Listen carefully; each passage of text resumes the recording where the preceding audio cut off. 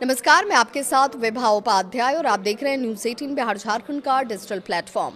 अगर आप भी रोजाना यूपीआई, नेट बैंकिंग या मोबाइल वॉलेट के जरिए पेमेंट करते हैं तो ये खबर आपके लिए बेहद ज़रूरी है।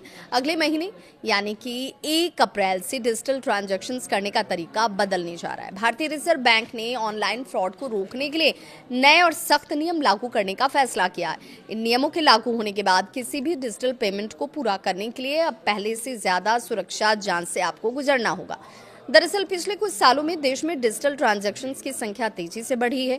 यूपीआई, नेट बैंकिंग और मोबाइल वॉलेट के जरिए हर दिन करोड़ों लोग भुगतान कर रहे हैं, लेकिन इसके साथ ही साथ ऑनलाइन फ्रॉड और साइबर ठगी के मामलों में भी तेजी से इजाफा हुआ और इसी खतरे को देखते हुए भारतीय रिजर्व बैंक ने अब डिजिटल पेमेंट सिस्टम को और ज्यादा सुरक्षित बनाने का फैसला लिया है।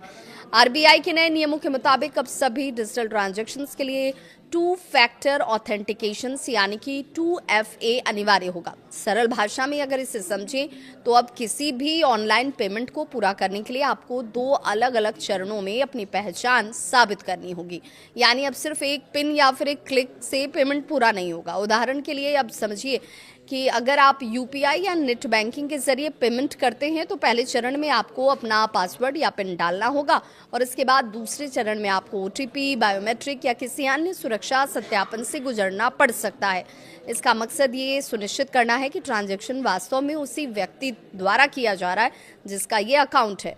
आरबीआई का ये मानना है कि 2 फैक्टर ऑथेंटिकेशन लागू होने से डिजिटल फ्रॉड के मामलों में बड़ी कमी आ सकती है, क्योंकि अगर किसी के पास आपका पिन या पासवर्ड भी पहुंच जाए तब भी बिना दूसरे सत्यापन के वो पेमेंट पूरा नहीं कर पाएगा। यानी कि ये नया सिस्टम डिजिटल पेमेंट को पहले से ज्यादा सुरक्षित बनाने की दिशा में एक बड़ा कदम माना जा रहा है। हालांकि शुरुआत में कुछ लोगों को ये प्रक्रिया थोड़ी लंबी या फिर जटिल लग सकती है, लेकिन साइबर सुरक्षा विशेषज्ञों का ये मानना है कि सुरक्षा के लिहाज से ये बदलाव बेहद ज़रूरी है, क्योंकि डिजिटल पेमेंट जितनी तेज़ी से बढ़ रहा है उतनी ही तेज़ी से साइबर अपराधी भी नए तरीके अपना रहे हैं। ऐसे में अगर आप भी यूपीआई, नेट बैंकिंग या मोबाइल वॉलेट का इस्तेमाल करते हैं तो 1 अप्रैल से डिजिटल पेमेंट करते समय थोड़ा अतिरिक्त समय आपको और अतिरिक्त सुरक्षा चरण के लिए तैयार रहना होगा, क्योंकि अब डिजिटल ट्रांजैक्शन पहले से ज़्यादा सुरक्षित होगा, लेकिन उसे पूरा करने की प्रक्रिया थोड़ी सी ज़रूर बदल जाएगी।